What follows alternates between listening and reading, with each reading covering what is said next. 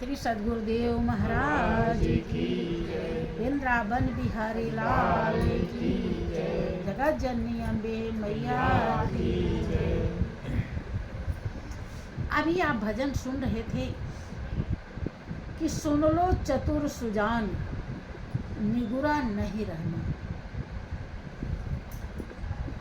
निगुरे का कहीं नहीं है ठिकाना, और 84 में आना जाना। क्या कहता है कि सुन लो चतुर सुजान, निगुरा नहीं रहना। सुन लो चतुर सुजान, निगुरा नहीं रहना। नहीं रहना बनो, नहीं रहना, नहीं रहना बनो, नहीं रहना। नहीं रहना भाई, नहीं रहना, नहीं रहना भाई, नहीं रहना। सुन लो चतुर सुजान, निगुरा नहीं रहना।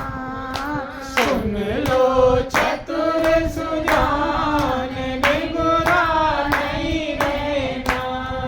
कि निगुरे का कहीं नहीं है ठिकाना। निगुरे का कहीं नहीं है ठिकाना। 84 में आना जाना। 84 में आना जाना।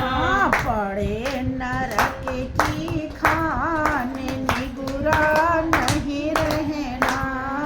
पड़े नरक की खान, निगुरा नहीं रहना। महापुरुष समझाते हैं कि ऐ सुजान, समझेगा कौन? जो सु माने अच्छा, जान माने जानने वाला। अच्छाई को जानने लायक जो पुण्य किया होता है, वही इस बात को समझेगा। जिसके अच्छे संस्कार होंगे, आप भी उसी से कोई बात कहते हो जो आपकी बात को समझता है। इसीलिए महापुरुष प्रेमी भक्त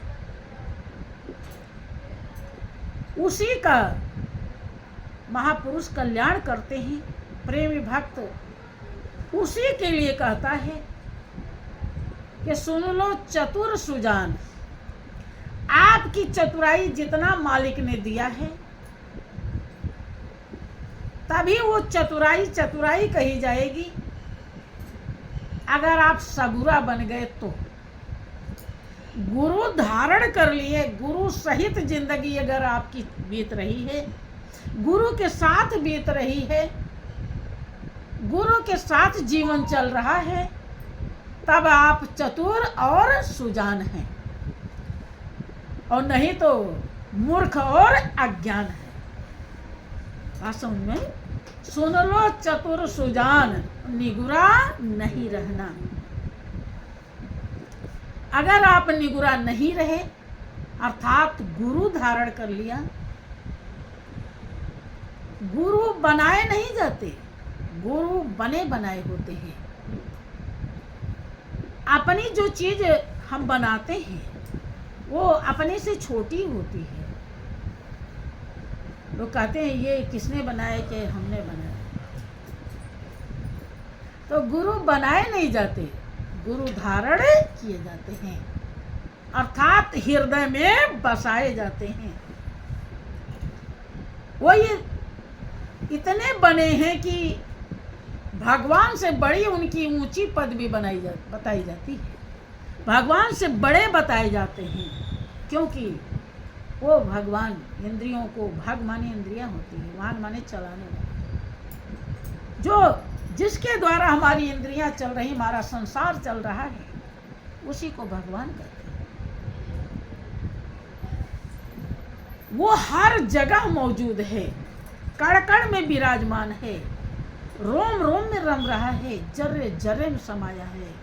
लेकिन अगर गुरु नहीं मिले, गुरु का ज्ञान नहीं मिला, तो कभी भी नजर नहीं आएगा।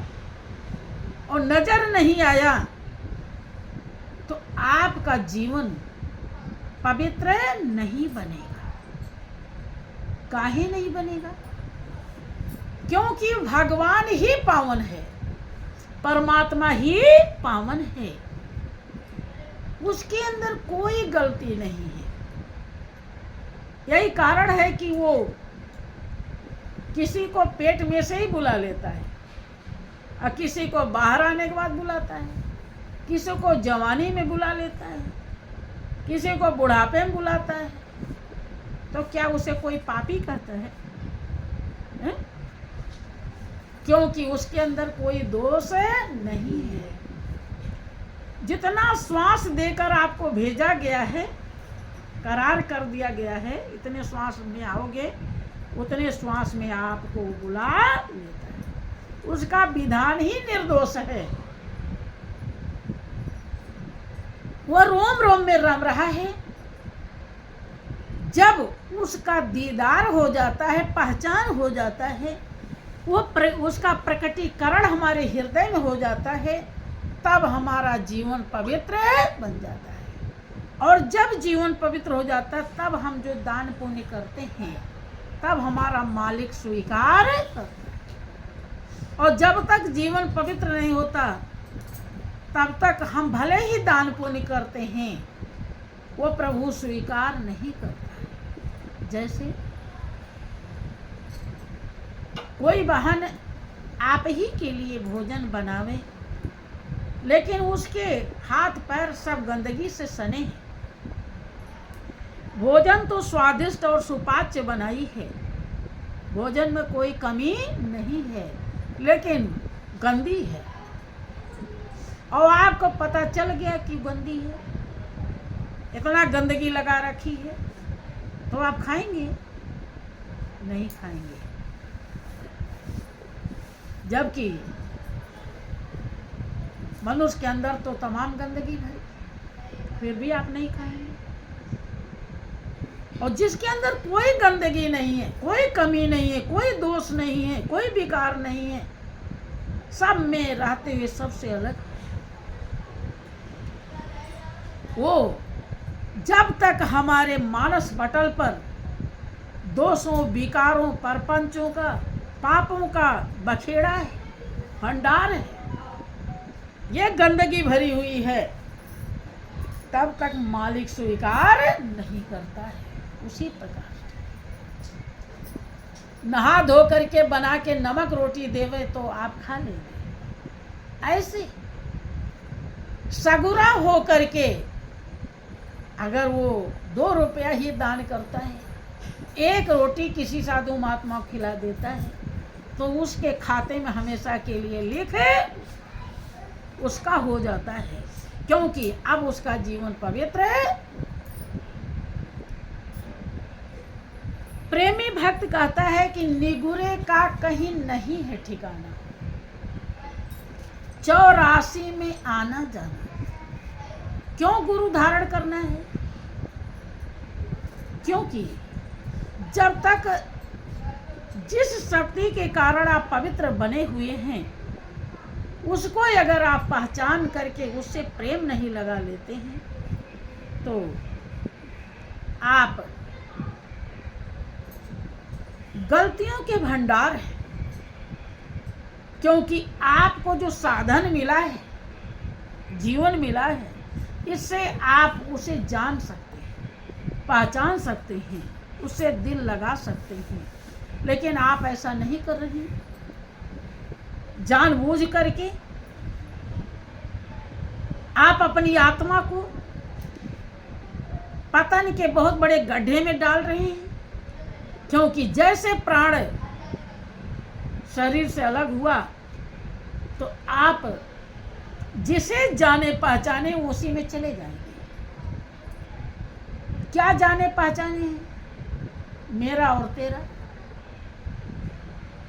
यह 84 लाख योनि में ले जाता है, उसे कहीं ठिकाना क्योंकि जो ठिकाना है आपका, जहां से आप आए हैं, वो गुरु ज्ञान से जाना जाता है। और आपने उस ठिकाने को जाना नहीं है, कहीं आप जा रहे हैं और ठिकाना का पता नहीं है जहाँ जा रहे हैं। कहाँ भटकेंगे कि नहीं?